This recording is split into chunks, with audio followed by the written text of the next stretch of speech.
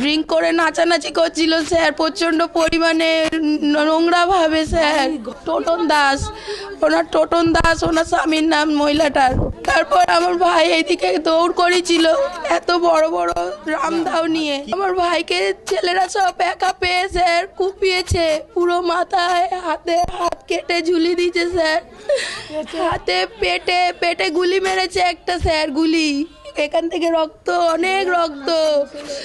অসভ্যতা করেছিল মানে ভদ্রমহিলা, অসভ্যতা করার পরে ও একটা মানে দেখতে খারাপ লাগছে বলে ও প্রতিবাদ করেছিল।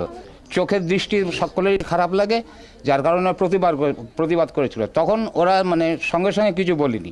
তারপরে এই পাশের বাড়িতে একটা ছেলে মানে আমার একরকম মানে ছেলের মতনই হয়, তাকে প্রথমে পায়ে কোপ মেরেছে। তখন পুলিশ এসছে, পুলিশ আসার পরে ওকে ধরে নিয়ে গেছে। ধরে নিয়ে যাওয়ার পরে আমার ছেলে তখন কি করেছে, ও জানে যে একটা ঝামেলা মিটে গেছে, ও তখন ওখানটায় গিয়ে মন্দিরের কোনায় দাঁড়িয়েছে। দাঁড়াতে এরা ভেতরে ষড়যন্ত্র করে বাইরের থেকে সব গুন্ডাদের সব ডেকে নিয়ে